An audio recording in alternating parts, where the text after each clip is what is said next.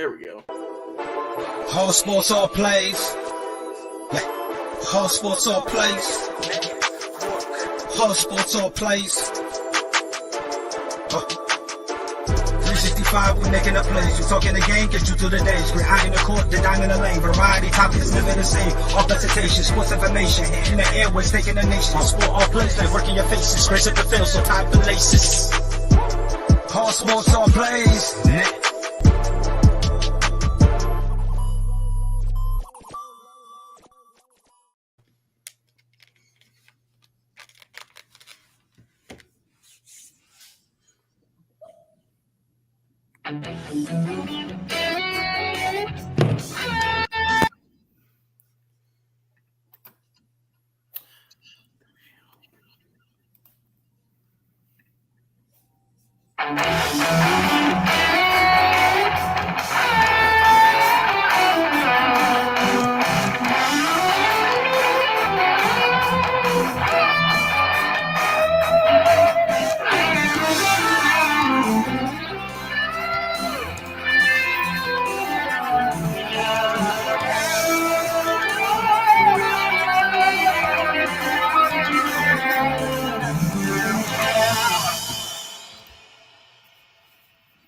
Well, all right.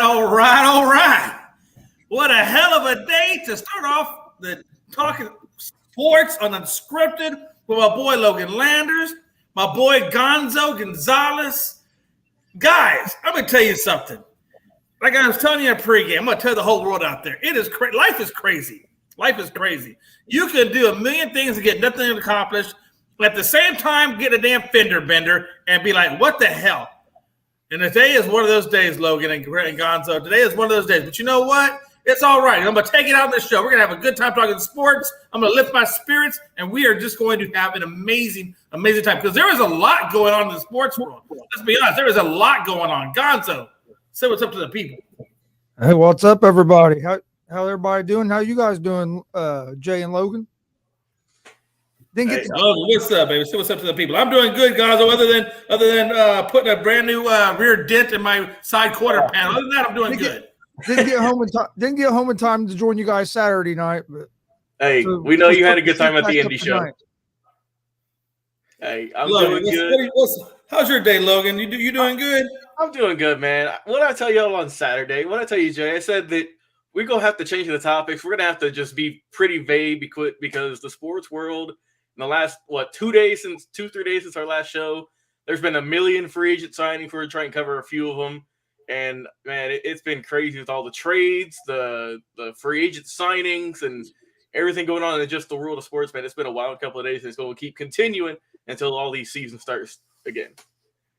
And that is so true, man. That is so true. Listen, there is definitely something going on in the world that is just crazy because ever since – with baseball and now their massive free agent signing period, and then you got our free agent signing period in football. I mean, everybody, you look left, you look right, they're just blowing up with signings. I mean, the Twitter world and Adam Schefter and all those guys, Ian Rappaport, they are just blowing it up with all these trades. Am I right or wrong? They're working overtime.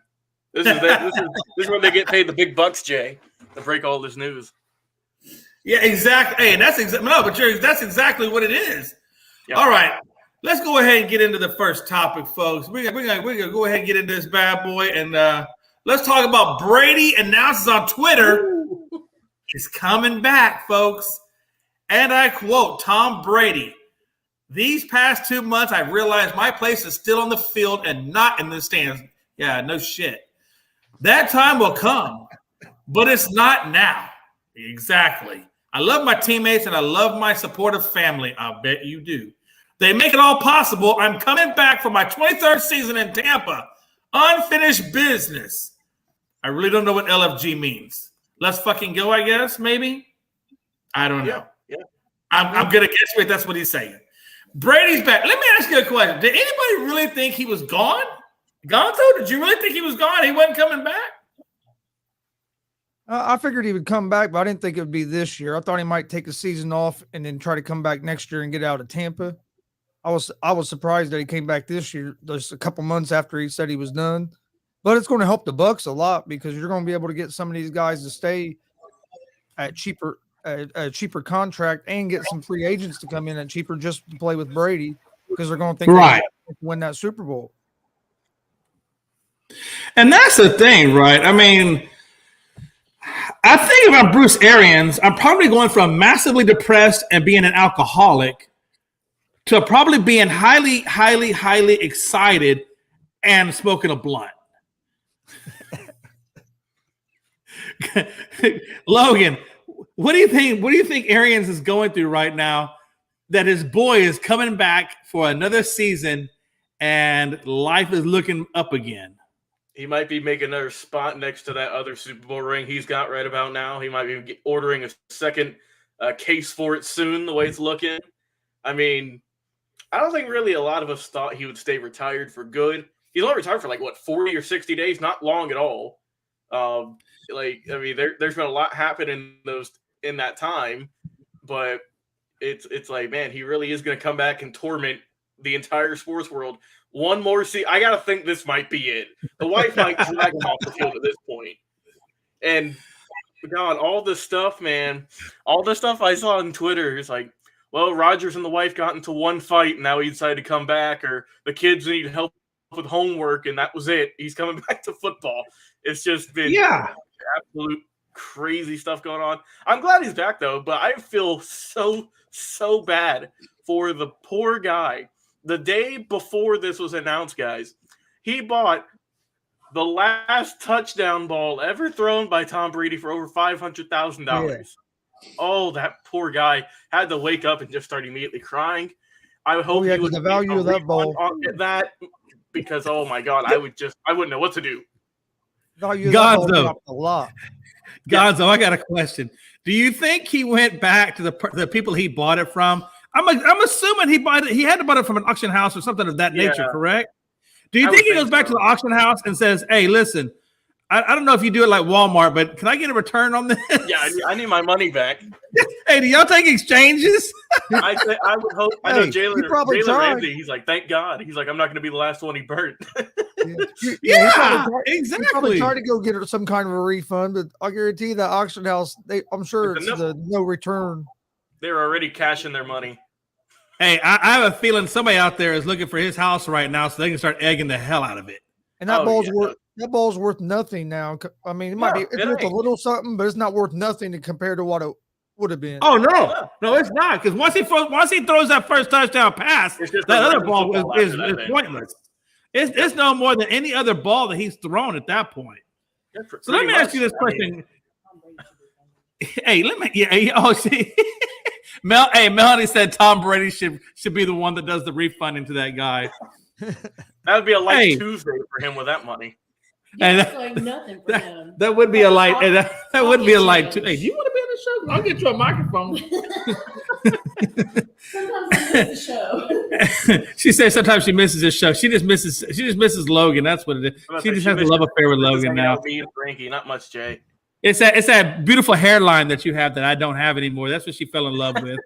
They had it 30 years ago, but it's been longer. Hey, let me ask you this, Gonzo. Let me ask you a question, Gonzo.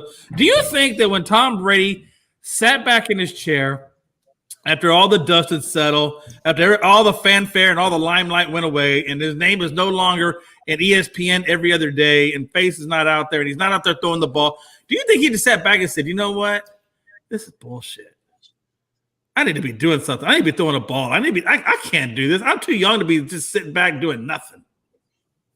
I think that's what I feel. I think the more everybody started talking about football and with football free agency starting, I think he realized he was bored at home and he's still competitive. He still has that competitive fire, and he needed something to still do because he's going to drive himself crazy sitting at home. Yeah. I mean, if you still believe you can do it, and he proved he can still do it, he could have been the MVP last year with the numbers he could have. And he might be a favorite this year. And he looked at the state of the NFC South and how horrible it is. Yeah. And he's like, wow, that's going to be an easy division right there. Because, the Falcons don't have a wide receiver. The Panthers are in disarray. The Saints are, they're a team. That's still the Bucs division with or without him. And even, like I said, if he plays half of how good he was last year, they're still going to win it. Because I have to think at some point Gronkowski's got to be coming back. How long is it going to be before we see him sign up and suit up in place? It can't be long, right? Huh? Was he under like a 1-year deal or something? He was on a 1-year deal. He had to re-sign up. He's coming back. Come on, that's what I'm saying. Like, he's coming back. You think Tom was like, "Hey, Gronk"? Remember that commercial? Hey, go grab your pants. Gronk with me. I can guarantee. Probably in the next week, we'll see Gronkowski get a new contract. It was rumored that Gronkowski was going to go to the Bills, but there's no way he's going to the Bills. No chance now. Ain't no way. Yeah, not with Brady coming. Now that Brady's back, there's no way that he goes to the Bills. Just absolutely zero chances of that. Well, I think they'll be able to keep a lot more of the roster because Brady's coming back, because you can get guys cheaper just because he's there, because they feel like they have that chance. And they've been making some moves already. Yep. So they got Godwin, who should be coming back fully. I hope he comes back fully healthy. And then they have Evans coming back. Yeah, outside of those two, though, I mean, and then hopefully they get Gronk, and he'll be the tight end. They still need another wideout, don't you think? Yeah. Don't you think they still need another wideout? Yeah, and it'll help. It's going to be kind of curious to see where they go with that. They re-signed I forget who's been. He'll get Edelman. He'll get Edelman to come out of retirement. And, just reunite the whole crew for him. Can we go get Edelman? Hey, just dust off the cobwebs. That's all right. You'll be good.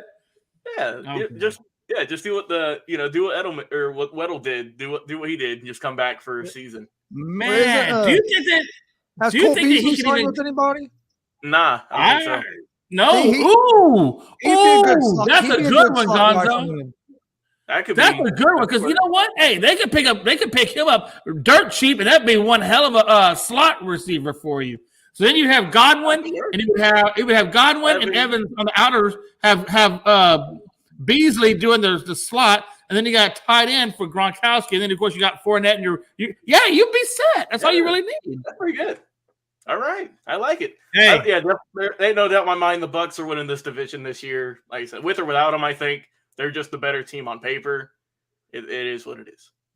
Speaking of playoffs, Jay. Speaking of playoffs, now, Denver's making some moves, guys. Listen, Denver is making some moves. They went out and got, as you can see, Russell Wilson. So now they got the guy at the helm to run that offense properly. Now they went and got, and they stole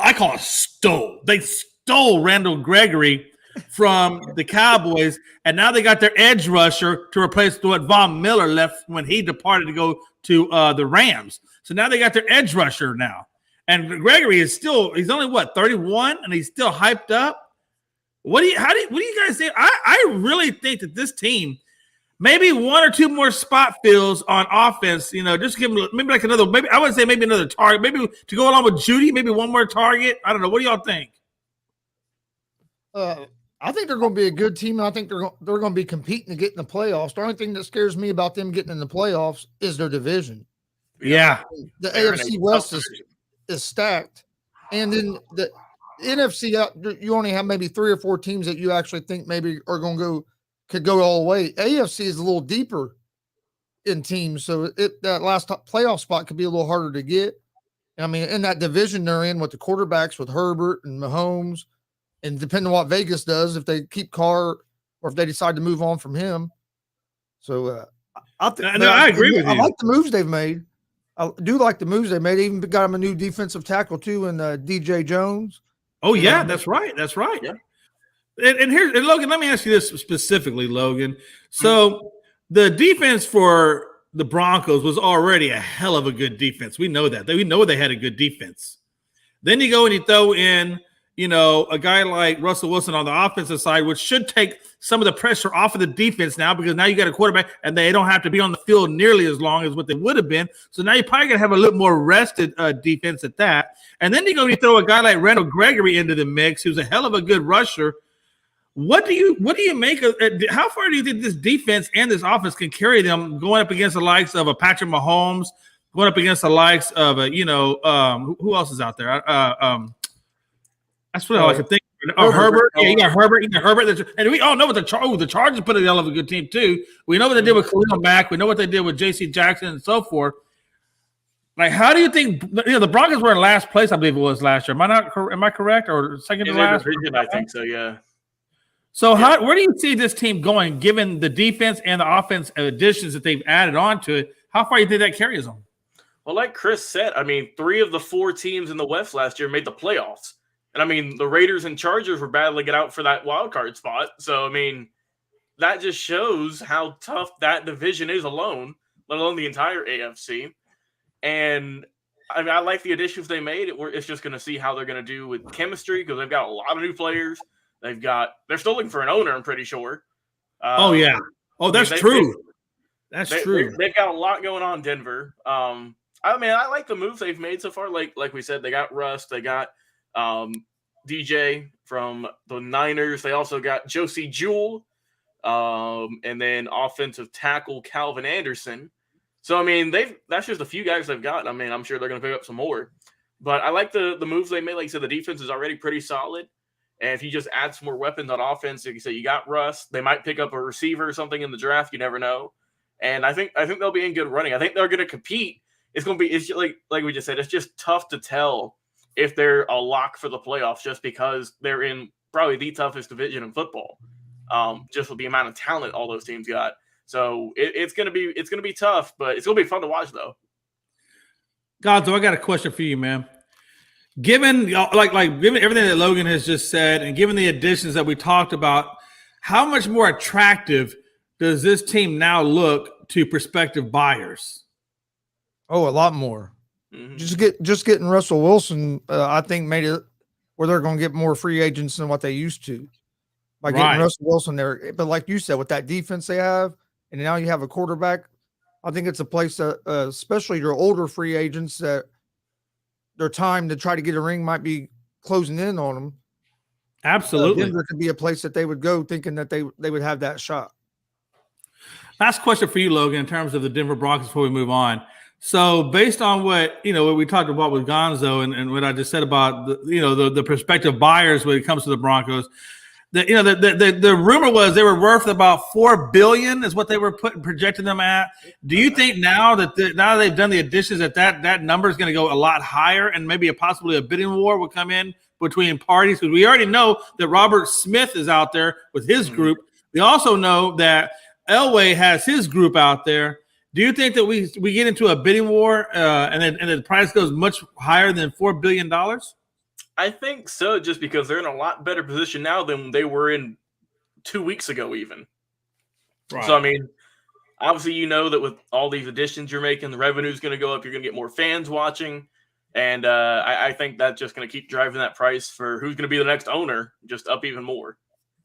Oh, I definitely agree with you, man. Absolutely. And I tell you, man, Denver has really positioned themselves nicely. I mean, honestly, they've done a good job. The only thing that I would say Denver has basically screwed the pooch on is that head coach. That's the only thing that I have an issue with. I'm not a Hackett fan. I've never been a Hackett fan. Even when he was the offensive coordinator for Aaron Rodgers, I just don't quite believe enough in him. So this year is going to really be a prove-it year for me when I look at how Hackett coaches his team. Would y'all agree? Yeah, I would agree. That's a good point. I forgot about Hackett. And the main reason they got Hackett, I think, was because they thought if they got Hackett, they'd get Aaron Rodgers. Oh, absolutely. And I really believe that when that plan went south on them, that's when they made the lateral move to go after Russell Wilson. I think that was just a panic move on their part, honestly, to save face. I really do. Not that Russell Wilson is not a good quarterback, but he's a little bit older in the tooth as well. And I don't know, man. I don't know if I'm 100% sold on Russell Wilson as much as I would be. Let's say if they had waited and maybe gone after a Deshaun Watson or something. You know what I mean? Because they could have gotten that sweepstakes super easily. They had the cap room to do it. They probably got the draft picks even. Yeah, you're right. But I guess we'll see. Well, let's move on to another awesome acquisition and a terrible let go of the Dallas Cowboys, even though I do believe Cooper wasn't worth the money that we were paying him. So it is what it is. I just don't feel like we got enough out of it. But you can also say that we got out from underneath the cap, and that is a big thing to get out from underneath that huge cap that Jerry Jones put us into. But Brown's trade for Cooper, is this what help that Baker needs?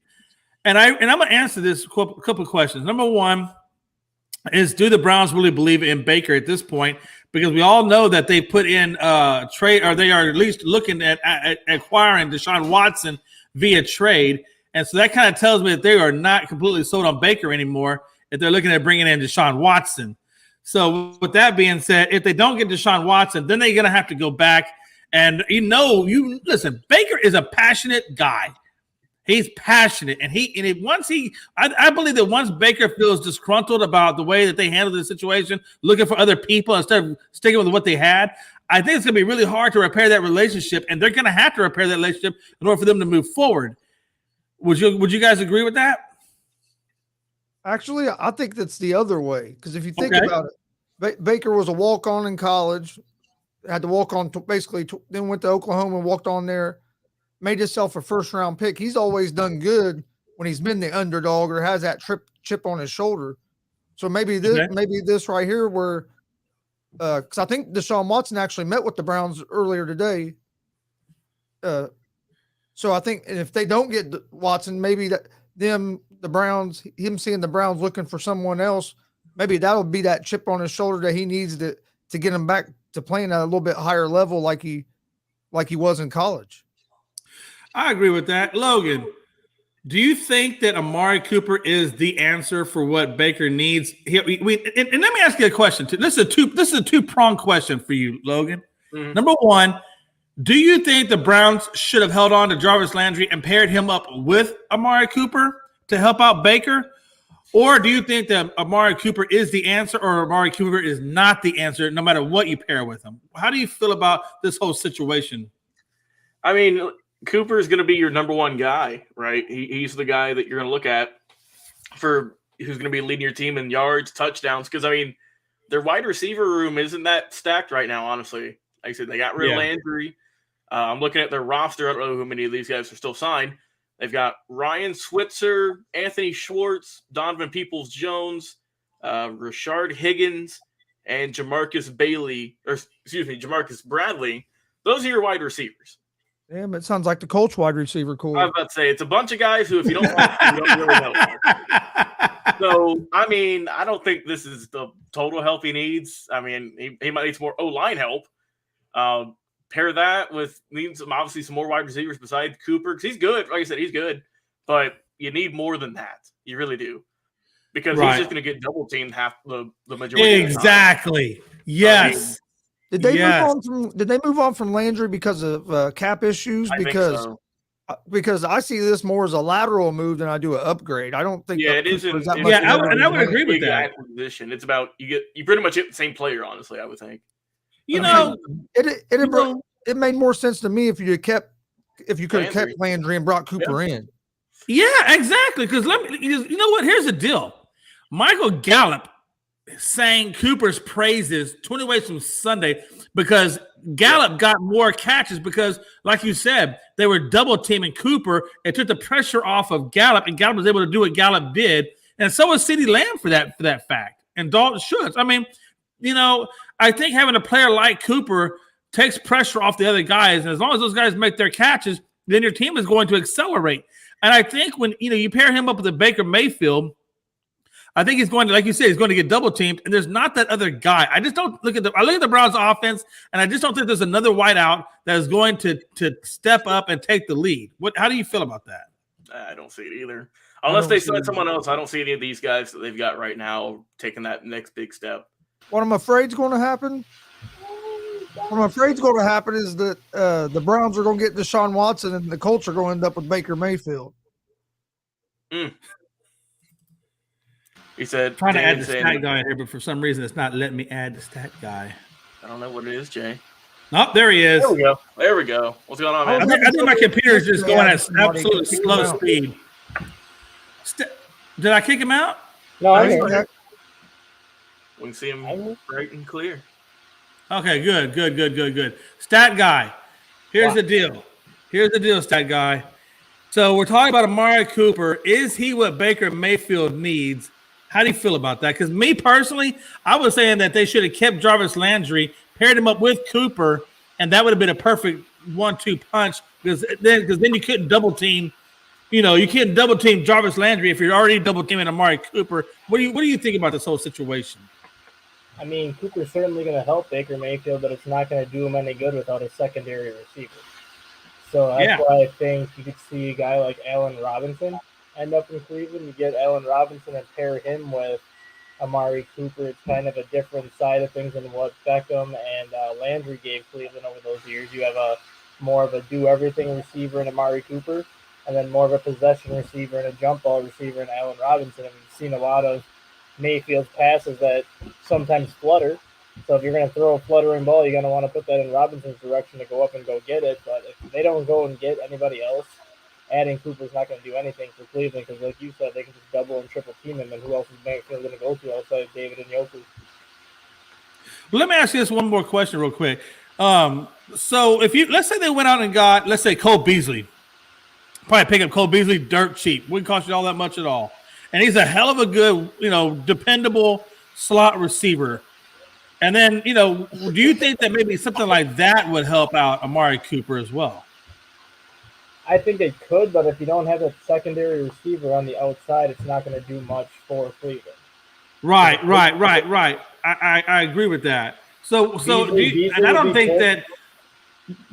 think that Cleveland would have had, and I don't think they would have, do you think they would have had the cap space to pick up, let's say, a slot and Jarvis or Cape Jarvis, or was he just too much for them to keep on? I don't think he was too much to keep on. I think when they made the decision to bring in Cooper, they had no choice but to get rid of Landry. Because Cooper and Landry are pretty much going to give you the same thing. It's just that Cooper's about 3 years younger than Landry, so you're going to be able to get a little bit more out of him for a longer period of time. Right. So you have the money to go and add somebody else, but they're not going to be able to get any of those elite receivers. So like Cole Beasley would be a nice pickup for them, but that's still not going to really help that passing game because you line him up in the slot, he can only do so much. Who's going to line up on the outside with Cooper? Are they going to go and draft Chris Olave? Or are they going to go and draft somebody else in the draft to help him out? Because you can double team Cooper all day, and a lot of defenses would let Cole Beasley just run free over the middle, and they'd let Baker Mayfield kind of dink and dime them over the middle of Beasley if they had to. And okay, Gonzo, I got a question for you. So Damian Hernandez makes up a good point that the Browns also need offensive linemen just as much as they need wideouts. How do you feel about that? Do you think that that's also another sore spot for the Browns? Is their offensive line? Oh yeah, they definitely need to stiffen up that offensive line some. But even with a good offensive line, you still have to have some weapons on the outside to get the ball to, or it's not going to matter. But yeah, their offensive line hasn't really been good for. I really can't remember the last time Cleveland had a good offensive line. Yeah, no, honestly, I can't either. I really can't either, and that's kind of the point.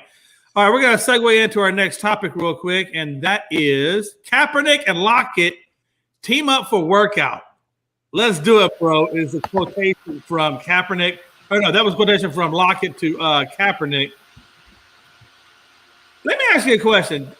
Do you think that this will have any sort of validity to it? I mean, is Kaepernick still viable to try to get a spot? I mean, look, let's be honest. There are spots out there that could use a quarterback. Right? I mean, look, Carolina is one of them, right? Do you think that a team like Carolina, or maybe even a team like the Giants, who maybe they're not completely sold on Daniel Jones, I'm pretty sure Kaepernick would be a better backup than, let's say, Tyrod Taylor. I'm gonna start bottom and we're gonna work our way up. Stat guy, what do you think? What do you think about Kaepernick's legitimate shot at coming back, and do you think he deserves a shot to come back? Well, he more than definitely deserved this shot, but the NFL's made it loud and clear that they have no plans to give him that shot.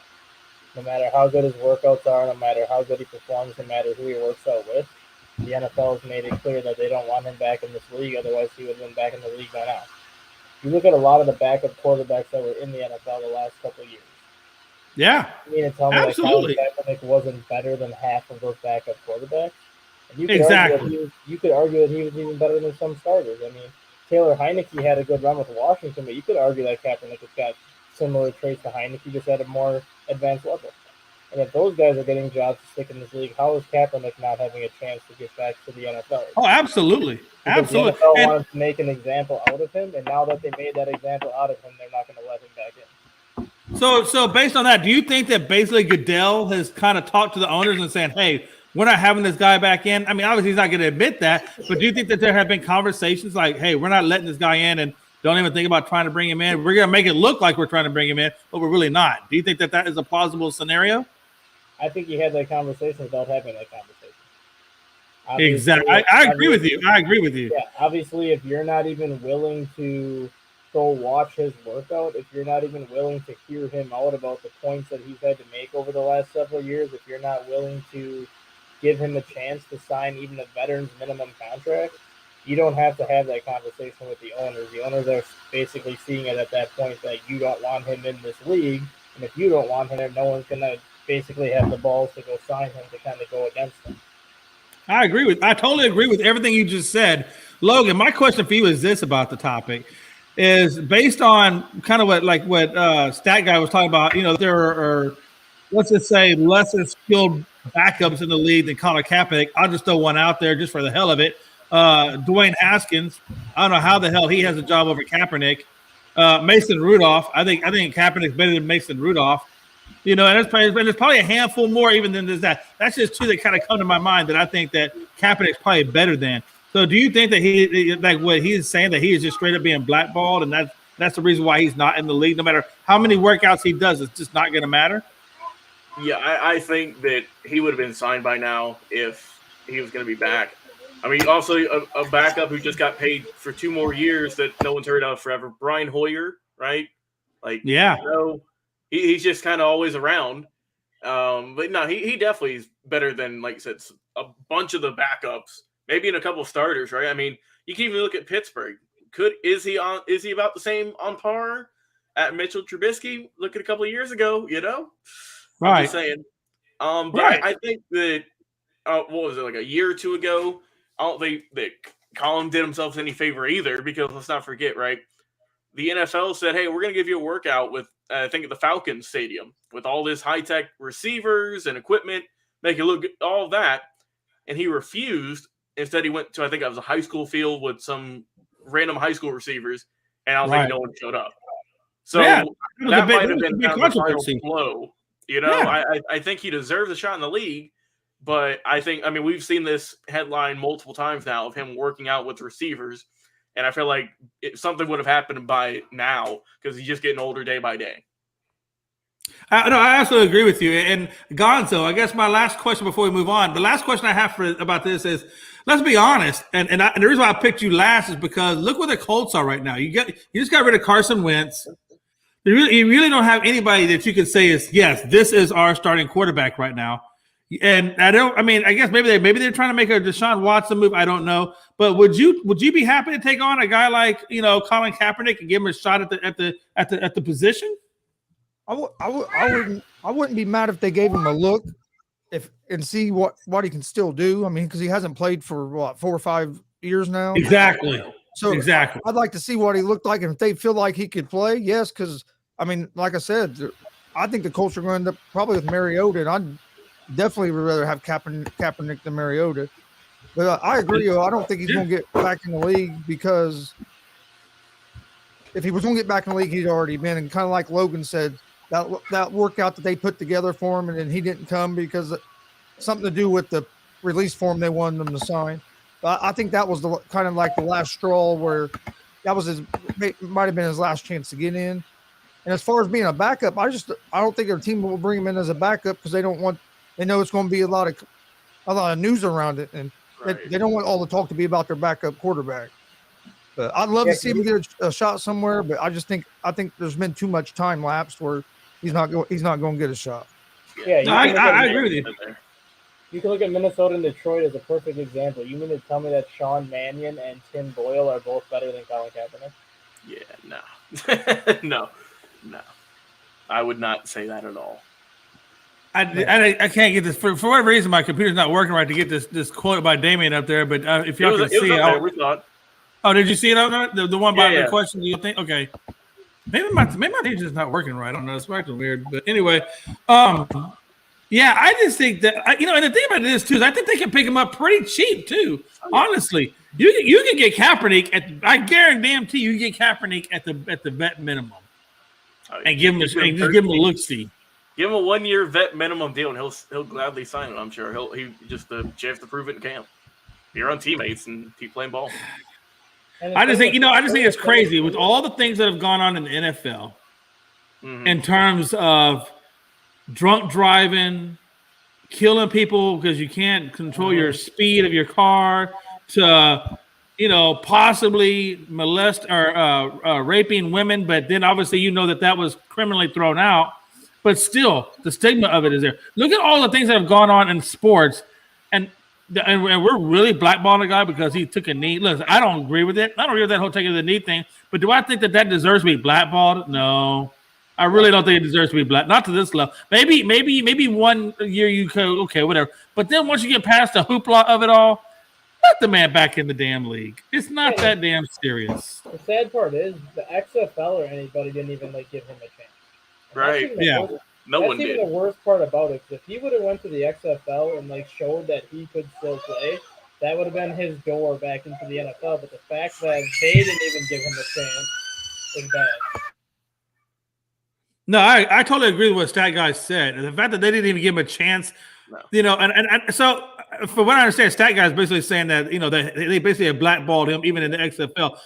That's what he's alluding to. Well, I know there was reports that the XFL had talked to him, but that he wanted too much money for what they wanted to pay. Oh, okay. But to be fair though, he would have been there. I don't know if that's true or not either.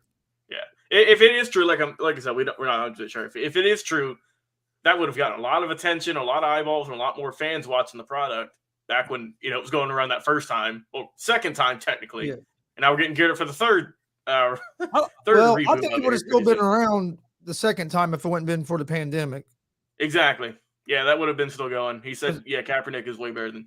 Yeah, I mean that's what I said it, and I'll stick to it. They were doing a lot better their second time around before the pandemic hit. Right. Yeah, absolutely, and that's what I agree. I think he is better than Trubisky. Coming back, that's all that matters. That and the other one too. What's called the arena? Yeah. Let's get into this topic for you, if we can. MLB free agency. This is a lot to talk about. This really is. It's a lot to wrap our heads around. Like we said earlier, the Braves get A's first baseman Olsen, and like we were talking about earlier, Logan. I think that pretty much dispels the ability to keep Freeman on as your first baseman. Where do y'all think Freeman signs now that he's still out there and nobody's signed him yet? There's 2 or 3 teams. For me, I've got the Dodgers, there's the Blue Jays, and of course there's always the Yankees, right? So those are my 3 other teams. The Dodgers because he lives in California, right? Nice city.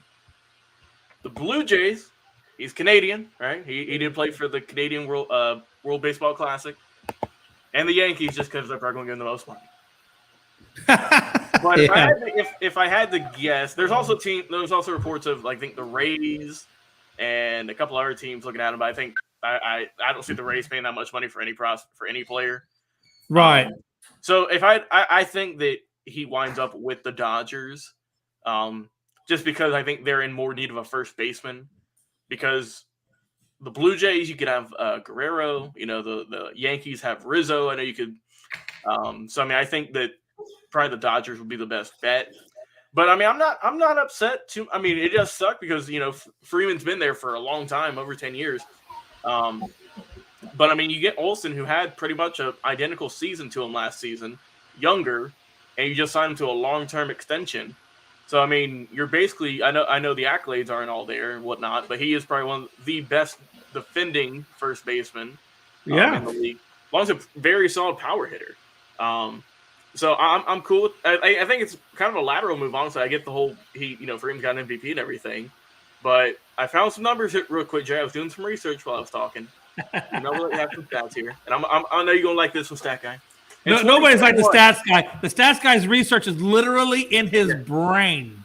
He literally thinks to himself, "Stat guy, I need this topic. Pull it up real quick." There it is. And within 2 microseconds, because that's how fast his microprocessor works. Within 2 microseconds, he's got the answer. That's how fast it is. It's crazy to me. So just this past season alone, Jay, right? Just in 2021, Freddie Freeman, 31 home runs, 83 RBIs, and an 896 on base or OPS, base plus slugging, not too bad, right? Pretty good for the 2020 MVP.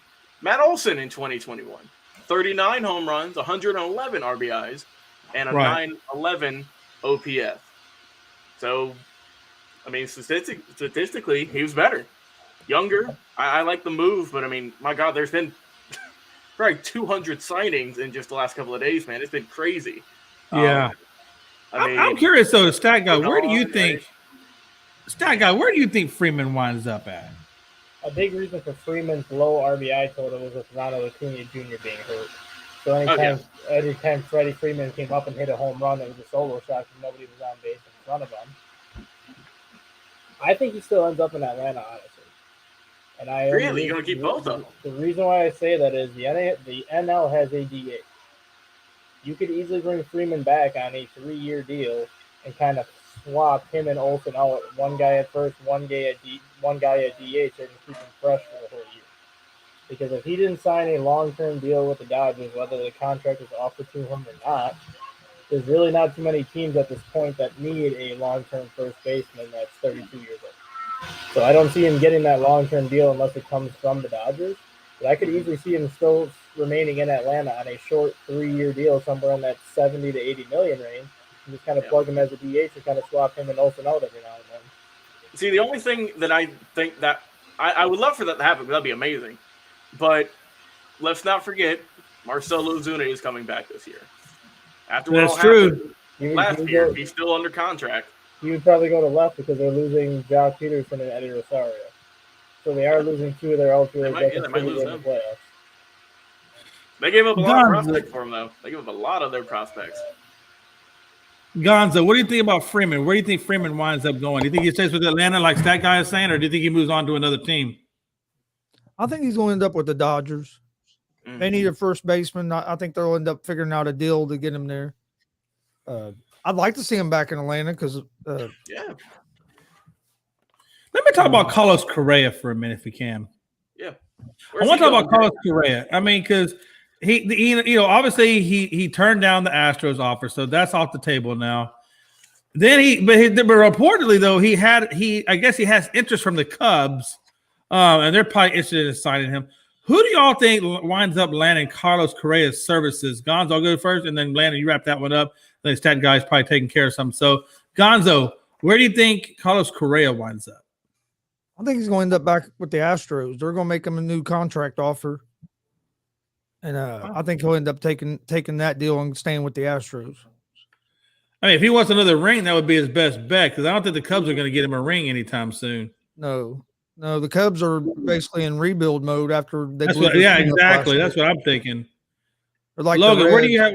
Reds just gave Seattle all their offense for basically nothing. Yeah, they sure did. They sure did. We're going to talk about Cincinnati here in a minute too.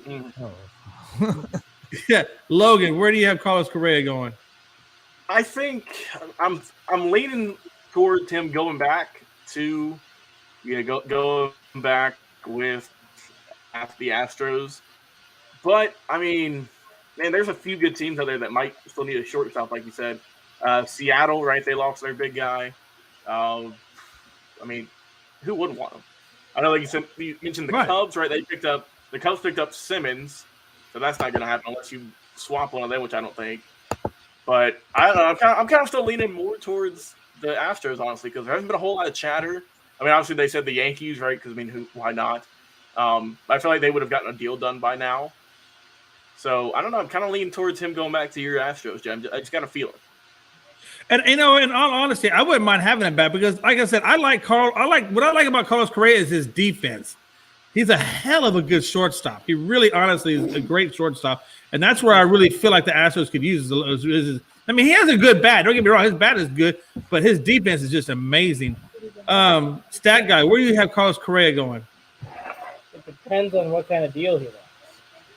If he wants a long-term, 10-year, $300 million contract, I could see him going back to Houston, but I could also see him going to Detroit and then moving Javier Baez from shortstop over to second base, and then you pair Carlos Correa with Javier Baez. Yeah, that's true. That's a good point. If he wants a short deal, which a lot of people are kind of starting to talk about him signing a 1 or 2 year deal upwards of like 70 to 80 million. The Cubs are still a team to look for to get him in that situation. It's not going to be a win now situation, but adding him to that roster would be jump starting the rebuild. Correa can get 2 good years under his belt and then re-hit free agency again and hopefully sign somewhere else. No, that's a good point as well. Yeah, and that's the thing. So let's talk a minute ago about Soler. Because correct me if I'm wrong, Logan. Didn't your boy Soler? He signed on with I think the Rangers, right? Unless something's changed in the last couple. I saw something about Soler being either signed with somewhere or he traded somewhere. He ain't signed anywhere yet. He's still a free agent. Is he still a free agent? Yeah, ain't no one signed him yet. Maybe okay. I know I read something about Soler, so maybe the Rangers were interested in him or something of that nature. Maybe okay. Maybe, yeah. Gonzo, do you think Soler stays with Atlanta? Oh man, I don't know. He probably will because I don't know if he's gonna get a better deal anywhere else.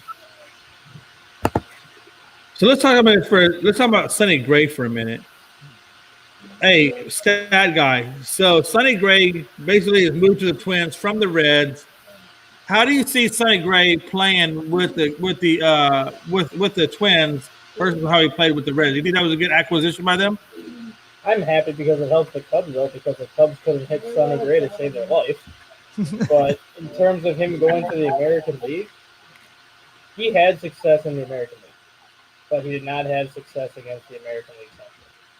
If you go back to his run with Oakland and then his run with Cincinnati, he's 17-30 with a 4.95 ERA against the AL Central.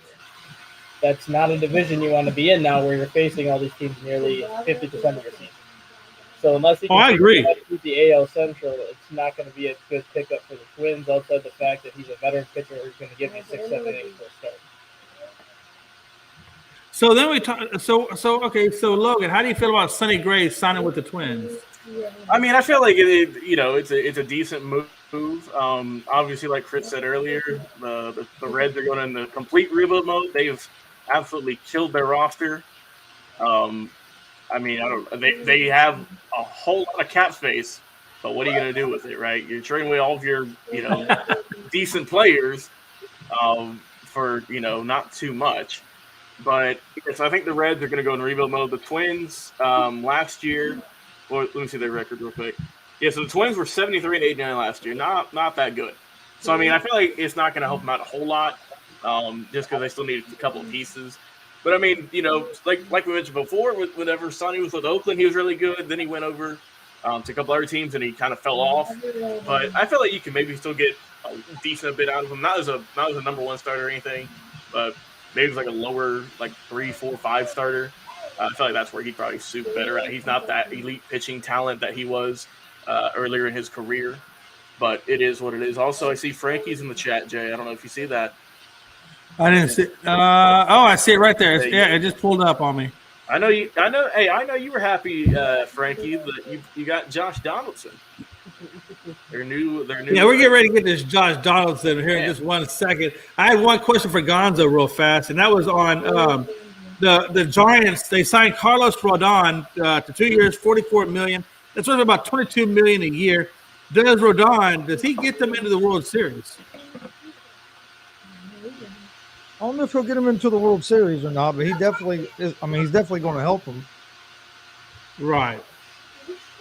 Yeah, I mean, because last time I checked, correct me if I'm wrong. I'm going by my brain. My brain is old as hell. But weren't the Giants pretty deep into the playoffs last year, or they were pretty significant in the playoffs? I believe. No, they were a first-round exit because they got stuck. Okay. I knew them in the playoffs. I couldn't remember how deep they went. It's been a couple of years since they went deep. 105-man team did not even make it out the first round. They won their division last year, but they got knocked out in that first round by, you guessed it, the Dodgers. And I think that's what I'm thinking of. I think I'm thinking of them winning their division, but not necessarily going deep in the playoffs. Okay. Yeah. So then we look at the Yankees. They get Donaldson and Isaiah Kiner for kind of Falafel. Am I saying it right? For Gary Sanchez and Gio Ursula. How do y'all feel about that? Gonzo, how do you feel about that trade? I haven't really looked at that trade yet, so I don't know. I don't know much about it. Yeah, I looked at it just a little bit. I think the Donaldson part. I don't know about the falafel part, but I think the Donaldson was definitely a good signing. Gary Sanchez, Ursula. I think Sanchez was kind of on his. He was mediocre. He wasn't great. He wasn't bad, but I don't think the Dodgers or the Yankees are actually going to miss him. I think Frankie could probably give me a better education on that than I can. I think Donaldson's going to help the Yankees.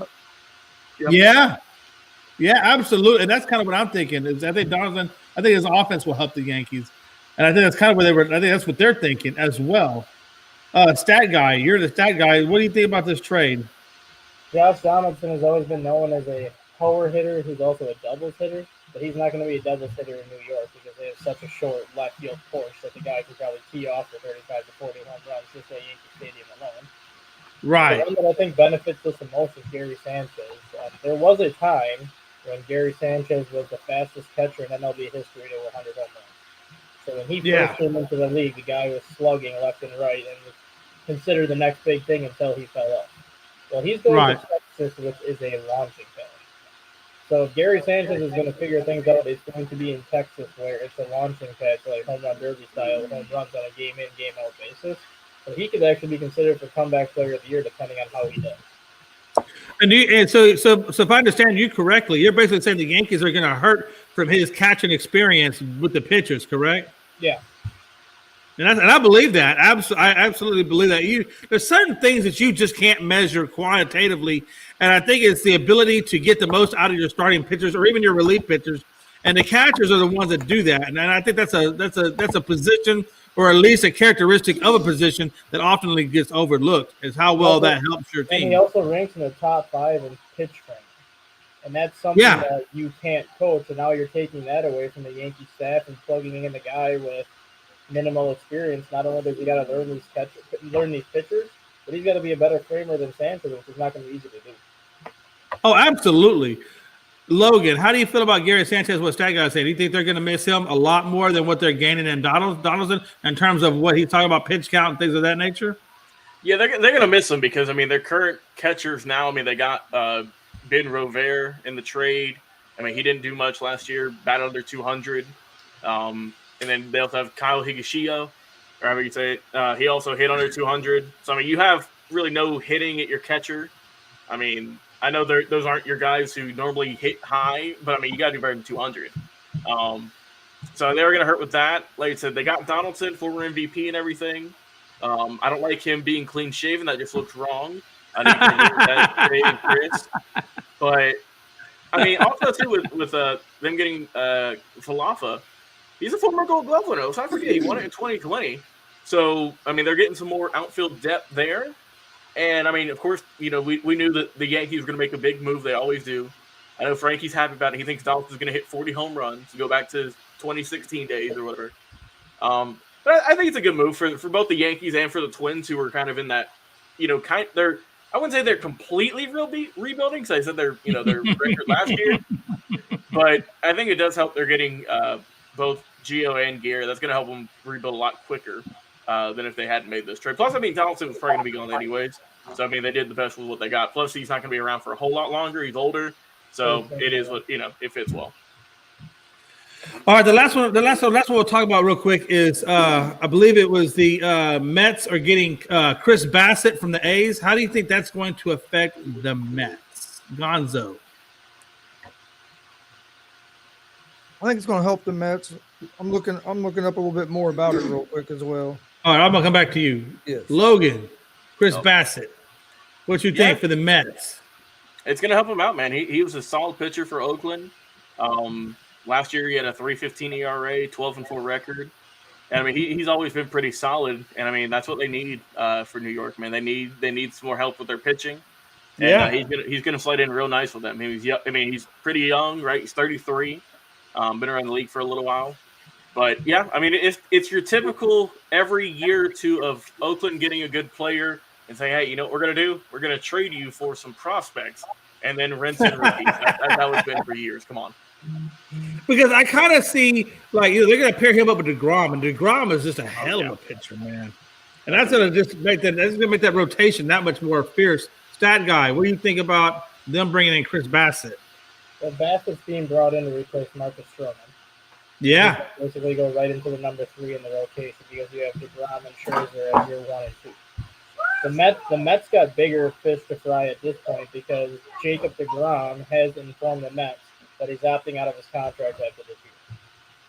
So this is his last year. Then he's going to look at a free agency. He's going to hit free agency at age 34, hoping to sign one big contract before he retires. So you also have to consider then if he leaves, does Max Scherzer leave? Because Max Scherzer has an opt-out after year 1 in his contract. So let's just say hypothetically they both leave. Do you trust Chris Bassett as the ace of your staff, knowing that he'll be 33, 34 by the time that happens? Yeah. I don't know. I like Jay Astros. That's a pretty cool name. Brave Logan Landers. I don't know, man. Are you feeling that, Logan? I'm not feeling that for some reason. He's just saying our teams, Jay. Come on. Oh, I thought he was. Well, he said Frankie the Yankee. Yeah, Jay. And then Jay I thought he was Astros, doing like nicknames for us. Never mind. Fuck it. Frankie, my bad. Come on. You do better with that. All right, man. Hey, look, we're going to move on from this topic, man. We're going to move on to the next one. And that is, what can we expect from Verlander after Tommy John surgery for the Stros? You know what? Hey, guys, listen. Verlander's happy, man. He had a couple of bullpen sessions here recently, and he felt really good about them.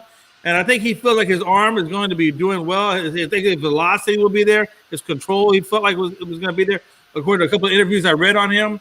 So the only thing that worries me about him with this, because given his age and Tommy John now, is they're going to have to do some sort of load management with him, because I don't think they can use him like they used to use him. I would like to see them use him in a way that, you know, if he pitches maybe like once every 4 or 5 days, and maybe only like, you know, 5 to 6 innings versus anything more than 6. I think would be terrible, just to prolong his arm. What do you guys? How do you guys feel about that, Gonzo? I think Verlander's going to be good when he coming back. It's never good to have surgery, but his arm also got arm also got the rest for a couple of years where he wasn't throwing all those pitches. Yep. So that could help some. But I heard an interview where he's happy, he's ready to come back. Like the layoff kind of got him back into it a little bit.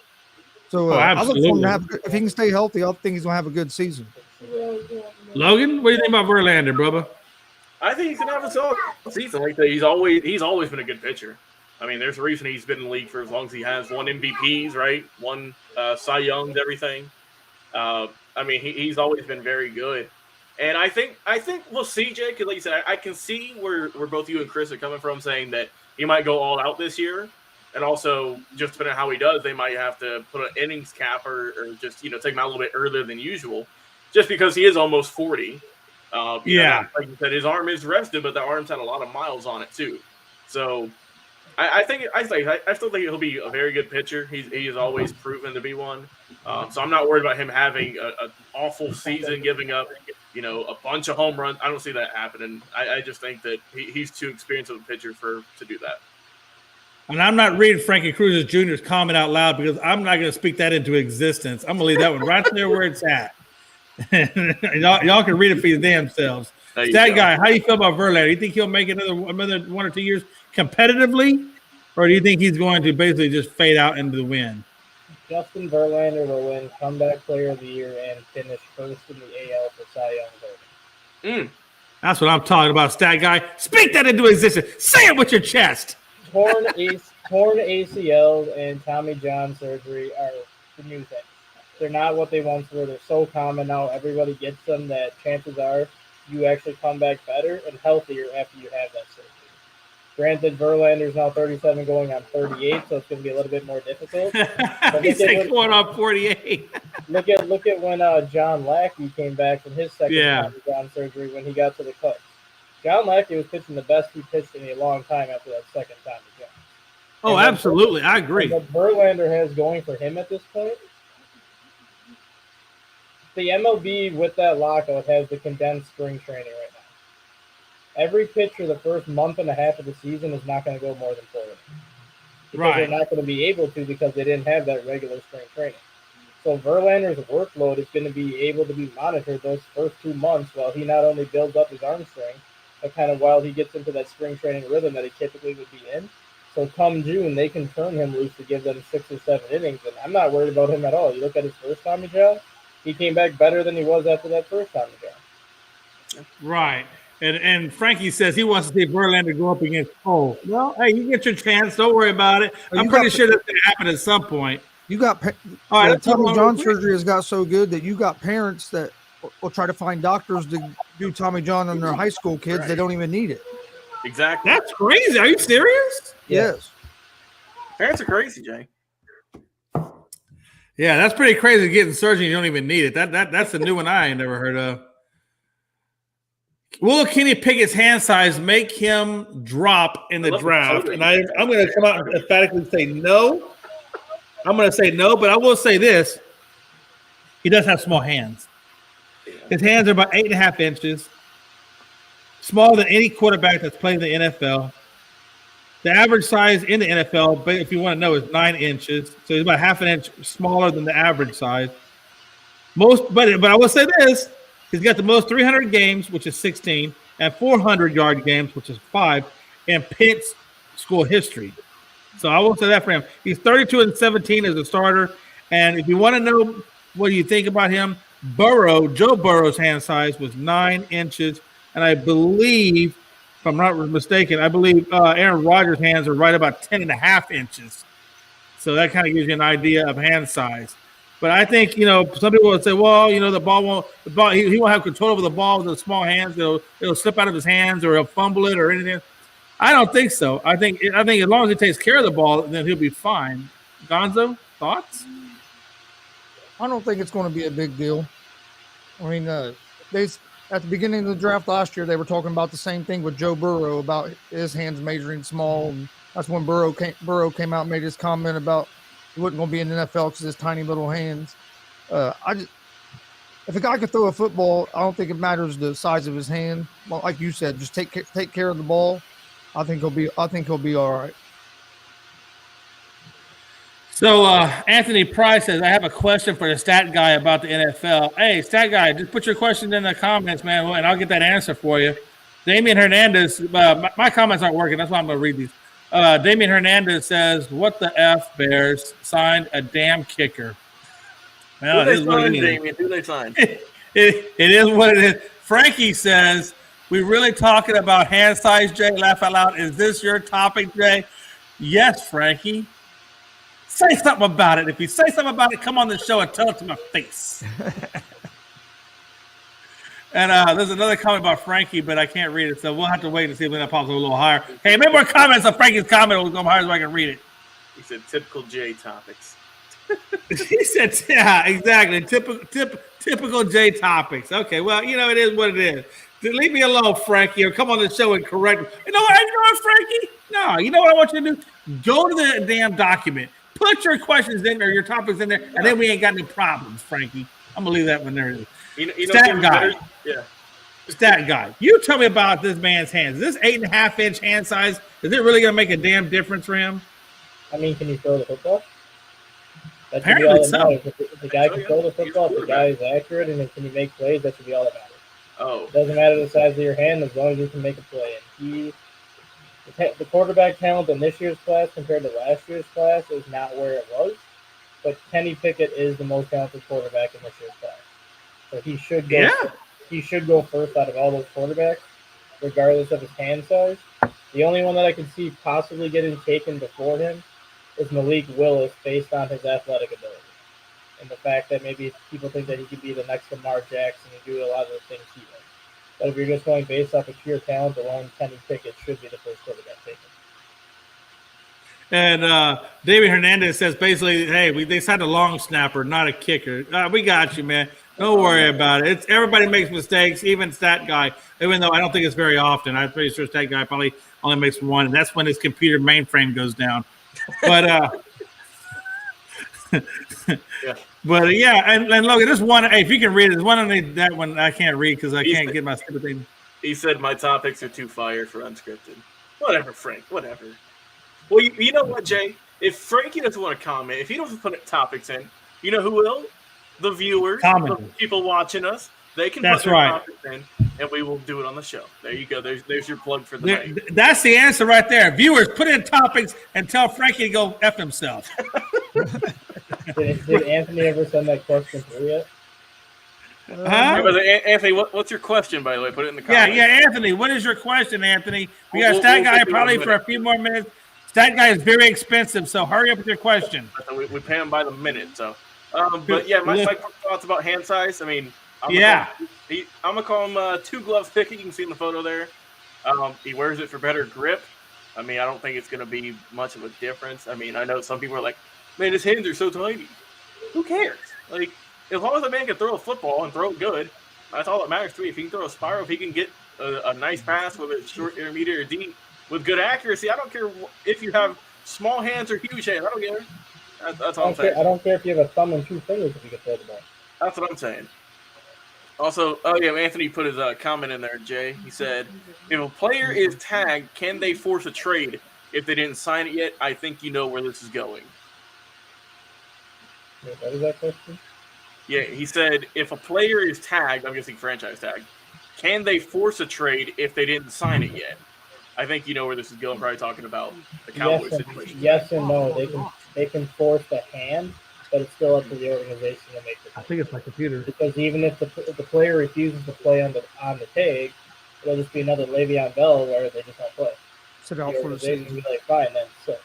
Yes, the player can force the hand and be like, I don't want to be here anymore, but it's still in the organization's hand to force a trade, or if they don't like a trade or if they don't find a good trade partner, they'll just basically make him sit for a year like Le'Veon Bell, and who knows what happens after that, because we've already seen what happens when players miss an entire year in the NFL. Everybody this shit talking screen with me. Also, Frankie, I hate you. He said putting the viewers to sleep with hand sizes. What is this, the OJ court case? You know what? I'm about to go fire Frankie, man. I'm about to go fire Frankie. We're about to have issues. All right. Well, before we have Frankie go to sleep, what's our next topic, Jay? As soon as I get there, you go. Patrick Beverly says Russell Westbrook damaged his career. And basically what he's referring to is Patrick Beverly said everybody looks at him differently now because of what he said. And what he said was Patrick Beverly trick y'all. And what I think what he meant was Patrick Beverly trick y'all is he goes on to say he trick y'all, man, like he playing defense. He ain't gonna guard nobody. The man running around doing nothing. So basically what he's saying is that Patrick Beverly is not playing any kind of defense. He's just running around. That's what Westbrook said of Patrick Beverly. And what Beverly's saying now is that he's the butt of everybody's jokes. So he says because he's the butt of everybody's jokes that it makes him look bad. And that's why he feels like his career is being ruined because he's got parents saying it. He's got fans saying it. He's got players saying it. I think coaches are saying it. Everybody's talking about now his defense because of what Patrick Beverly or was what Russell Westbrook is saying about Patrick Beverly. Gonzo, what do you think about this craziness? I think Patrick Beverly needs to suck it up. If you don't want people talking about your bad defense, play better defense. I mean, how does Russell for Patrick? how Russell Westbrook damage his career? Did he? I guess if he did damage his career, he pointed out his flaw, and other players realized it. I mean, and if he did, hey, go work harder, get better at that flaw. I mean, if you want to be the top defender in the league, like you used to be considered, you got to make some adjustments. They're going to figure you out eventually, especially as you get a little bit older and lose some of your athleticism. But to blame it on another player, I just think that's Beverly being a little soft. Logan, how do you feel about that? Let's not forget that Patrick Beverly is also the one, Jay, who knocked out Russell Westbrook having to get knee surgery. Yeah, these two don't like each other at all. No. And I mean, he's saying oh, Russell damaged my. You hurt his career. You took him out the playoffs. I mean, look, we all know. I still think the quote's hilarious. He just runs around just doing nothing. Yeah. I mean, he doesn't. Like Frankie said, he has a temper, right? I mean, I'm not saying he's out here fighting everyone, but he said something too, and I'm gonna pull it up real quick while I'm talking about this. He said something about Steph Curry a couple of years ago when they were going at it, Jay. Yeah. And no, I remember that. I remember talking about Steph Curry. He said, "You had the last 5 years. The next 5 are mine." Uh-huh. Yeah, and you can see how that turned out well. That turned out well. But I mean, that's all, Beverly is that tenacious defender who trash talks. That's what he does. He's not going to go out there and score 30. I don't know what his career high is for points. But I mean, he's just, everyone will say like he's a nuisance, right? He's just someone who not a lot of people like. Media, fans, I mean, players. And I mean, it is what it is. But I mean, he's been around for a long time, right? He's been around for a long time. He's 33. He played with D for a little bit, Jay. And I mean, it wasn't like it was easy, right? He played in Greece, Ukraine, all these insane countries, and finally got picked in 2009. So I mean, he's been around for a long time. But I mean, Patrick Beverly's been around for a long time, bro. Yeah, it's just he's never been that number one guy. Nor does I don't think he really cares to.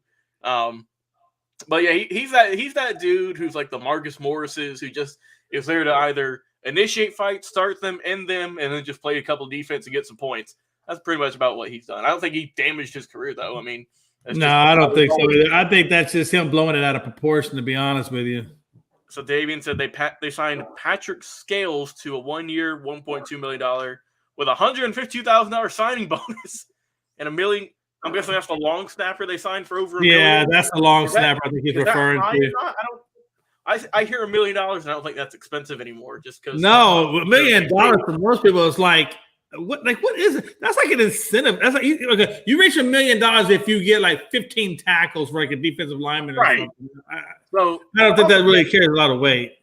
So I looked it up. He's not even the highest paid long snapper in the league. That goes to James Winchester for the Kansas City Chiefs, getting $2.75 million a year. So good for him. Yeah, so that kind of puts it in perspective what they think about him. He's up there now. He's moving up the charts of those long snappers. But I mean, he's crucial. He's crucial to the team, Jay. Someone's got to give him the ball. So Frankie Cruz says he damaged his own career with that temper. I agree with that.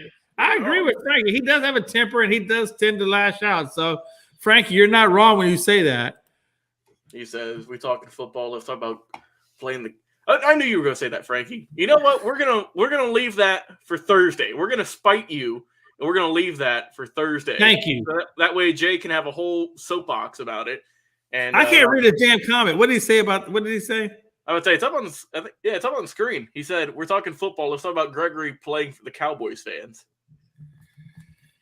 Yeah, we'll put that in the comments. I mean, we'll put that for Thursday. I already got you, Jay. Don't worry. Okay. Before I start looking out for Frankie now. A&M, SMU, OU, all snubbed from the tournament. Let's talk about this for a second. Oklahoma had 18-15 as their record. They were number 39 in the NAT rankings. Last year, every team that was in the top 40 of the NAT made the tournament. For some reason, though, this OU team did not. Now you can they had it says they had the toughest conference to play in, and they beat Baylor, Texas Tech, and Arkansas, and Florida, and Iowa State. I think out of all three of these, they got snubbed the most. I do think OU got snubbed pretty good. Mm-hmm. SMU, they beat Memphis, which is a number 9 seed twice.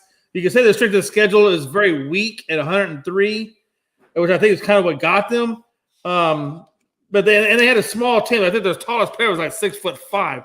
So I think SMU got snubbed basically because of number 1, their seeding, number 2, their strength of schedule. I think they kind of got them. Even though they did beat Memphis twice, that's not really enough. I don't think to get you into the tournament. Now A&M had a pretty good. For me, A&M had a really good case for being snubbed. They were 23-12.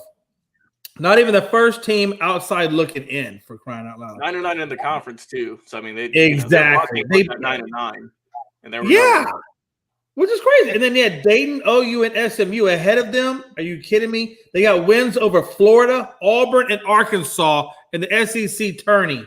Now, granted, they lost to Tennessee, but they beat some pretty damn competitive teams out there to do it. They had an 8-game losing streak. You could probably use that against them. They were number 42 in the NET rankings. Whether or not you think the NET rankings matter or not, that's a whole other issue. But I think, Logan, personally, that A&M should have been in there because they beat Auburn and Arkansas. I mean, if you beat Auburn and Arkansas, you look, there are teams right now in the tournament that couldn't even beat or even hang with Arkansas or Auburn. But yet, Texas A&M is not in there. And to me, that has to be shaking my head. Oklahoma, like I said, they beat some good teams too. That kind of has to be shaking my head as well. I think Oklahoma could be a hell of a lot of teams that are in the tournament as well. How do you guys feel about that? I'll start with you, Gonzo, first, and then Logan, you wrap it up. Yeah, I agree with you. I thought Texas A&M would be in the tournament after going on that 7-game winning streak to close out the season, and with the wins they got in the tournament, and that they had a good showing against Tennessee in the championship game. It wasn't like they just got mollywopped by Tennessee. Right. I thought Texas A&M would get in over Michigan, to be honest with you. I was kind of surprised that Michigan was in, and I could have seen Oklahoma making it as well, but Texas A&M was the team I thought that really got snubbed. Logan, how you feel about that, brother? Yeah, I think A&M's probably the one who got screwed the most here. SMU, right? They had a good season. They were 23-8, perfect at home, 16-0. But they couldn't get in. And I mean, like I said, Oklahoma had a good point too. But I think we're on agreement here that A&M was probably the most snubbed out of these. Well, absolutely. I think we're definitely in agreement about that. And for sure. Speaking of which, guys, there's actually some games going on right now. The first 4 they're going at it. We got Texas Southern and Texas A&M, CC, I guess, community college or Corpus Christi. Yeah, that's our Corpus Christi campus. There you go. Wyoming and Indiana, Wright State and Bryant, and then Rutgers and Notre Dame are the games going on tonight and tomorrow. And then the craziness starts on the 17th. Oh, yeah, absolutely. Thursday show's going to be wild, Jay. I think it's absolutely going to be wild. It's going to be freaking crazy. All right, we're going to get us out of here. We're going to go to the last topic of the night. Razor Ramon versus Shawn Michaels. Now, correct me if I'm wrong, because I feel like I'm wrong about this, but I'm going to ask you guys a question because you guys are the residential experts when it comes to wrestling. Yeah. Scott Hall just passed away. Yep. Tragically passed away. Came out of they took him off life support and he passed. Was Scott Holmes the same as Razor Ramon? Yeah, same character. Yes. Okay. Just want to make sure that I had my people correct. Okay. So we watched this. I watched this, and it was about 20 to 30, about 25-minute long match.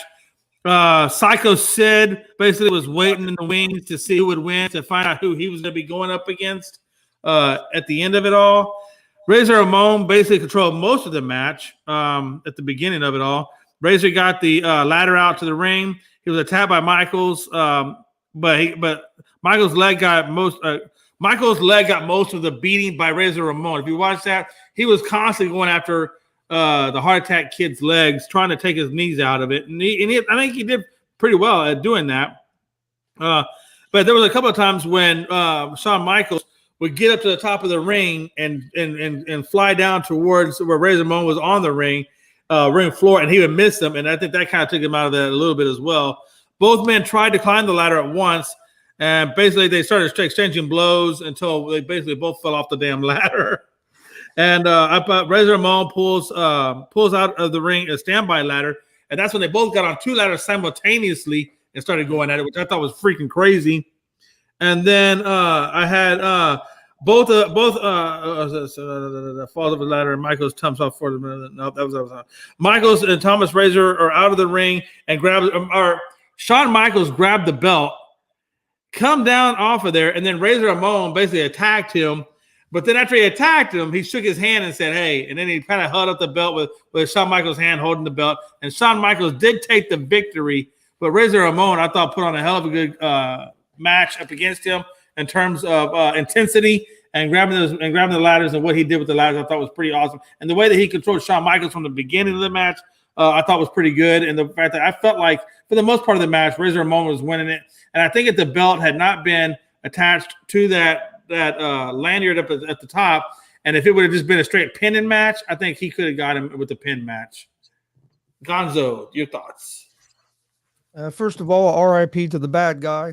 I grew up watching Razor Ramon. He was one man. He was fun to watch. This was a good ladder match. I actually watched the first one a little bit ago, right before we started the run at WrestleMania. That was a real good one as well. Yeah.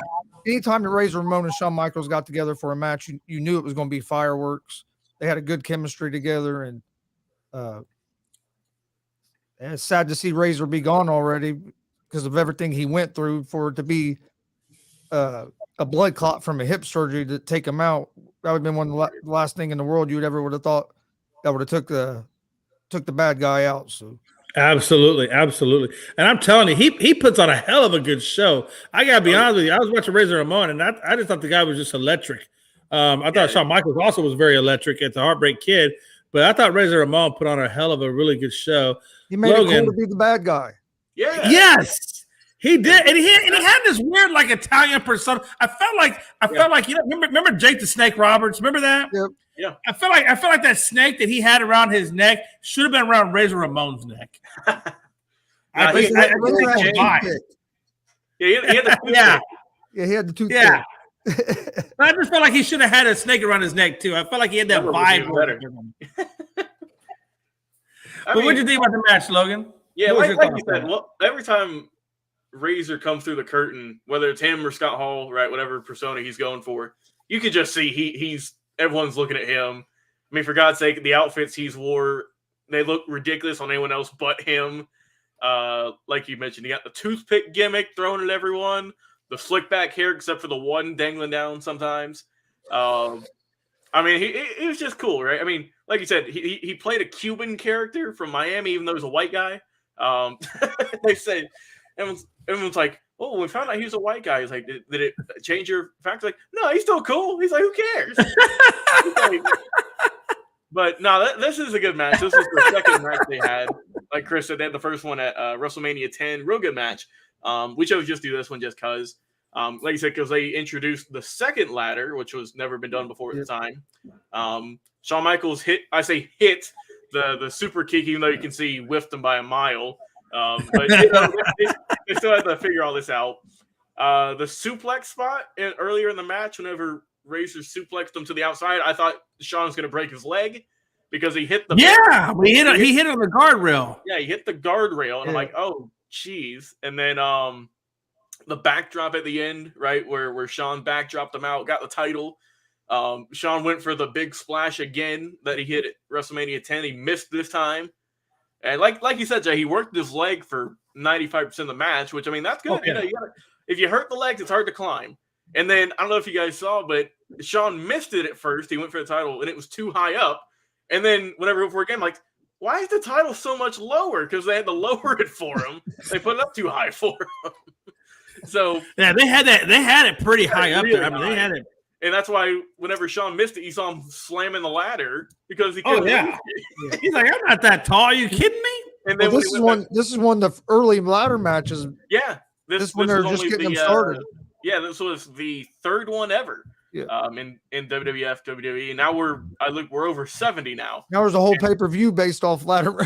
Yeah, I'm about to say we get a whole pay-per-view. We get them a lot now. But I mean, it was still special. Like I said, really good match. And I told Jay, I told Chris, we're going to be doing Razor Ramon, Scott Hall matches the whole week. Yes. Just our way to pay tribute to him.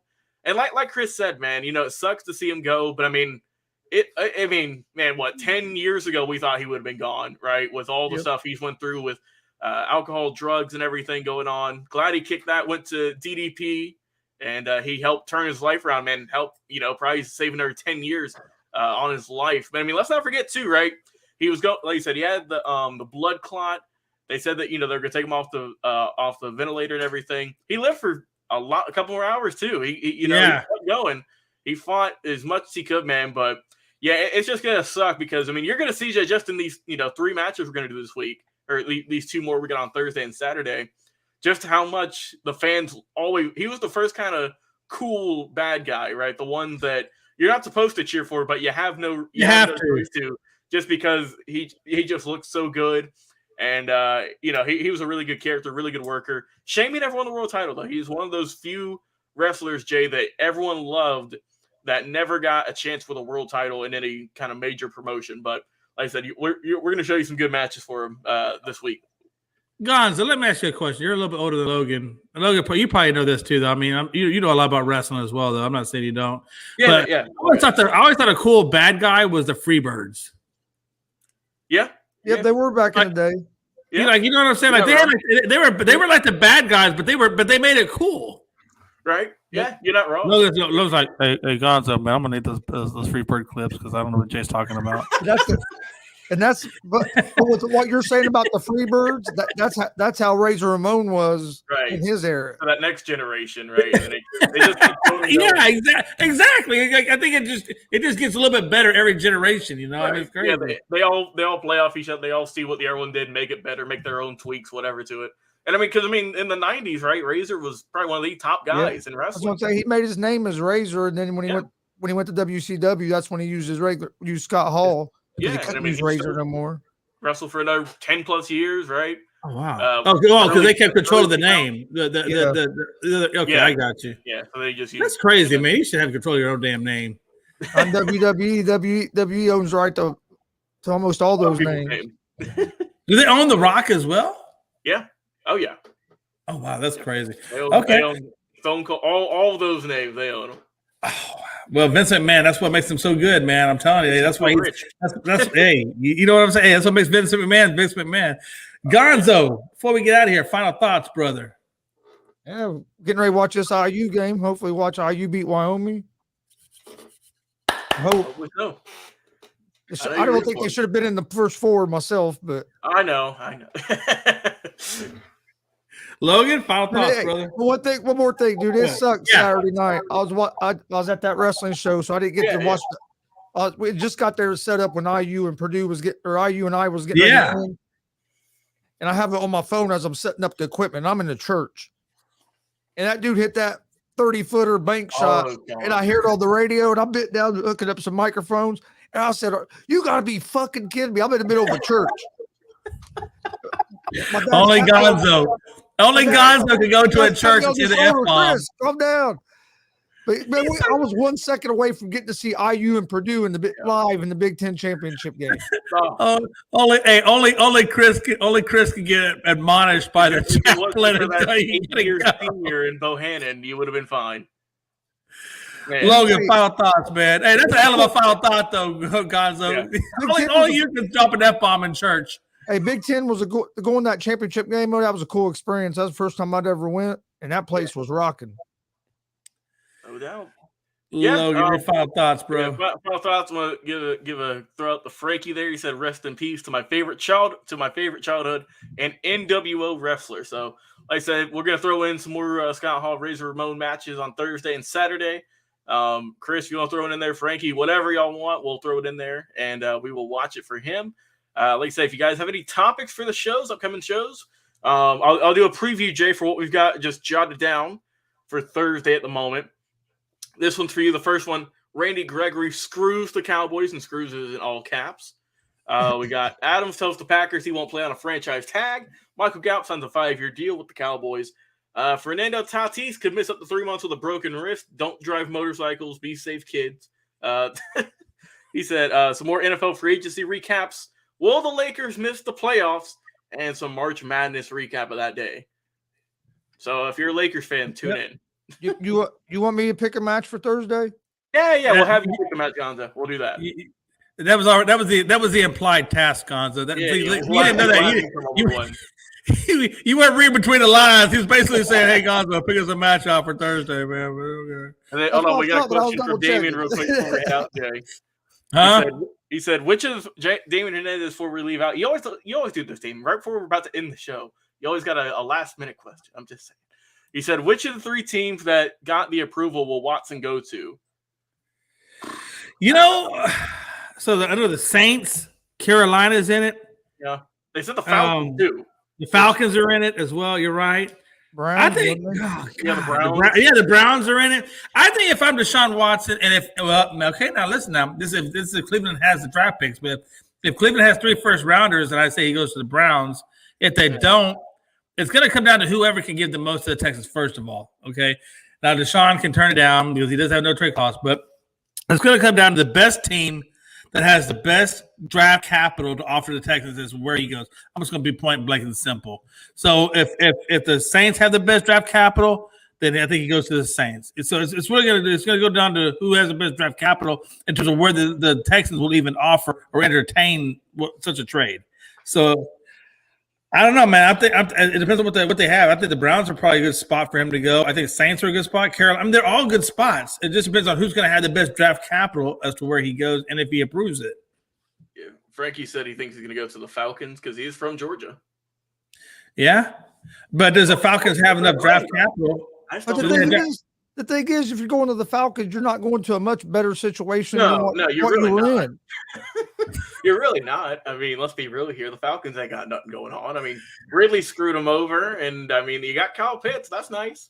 But I think the Browns or the Saints would be the two. If he wanted to go on a team and have the best chance to win, I think them would be one of those two teams.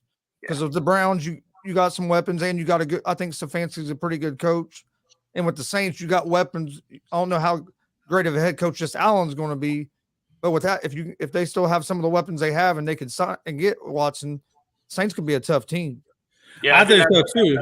But what do they do with Winston though? That means they're gonna have to get rid of Winston. I guess they put Winston on the trade block. Hey, they could send Jameis Winston over to the Colts. Yeah. Y'all still looking for that quarterback now. We don't have a quarterback right now. And don't look past Winston. If Winston could just stay healthy, man, he can probably do something with your team. He got hurt. He's a good quarterback. All right.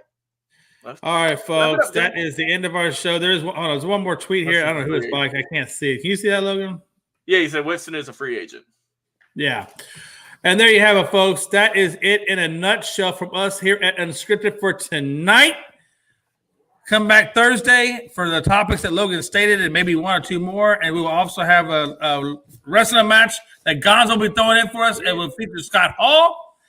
And until next time, Logan Landers, Gonzo, and myself, Jay McLovin, we will see you next time. Until next time, it is Unscripted, and we are out of here. See you Thursday at 7 Eastern.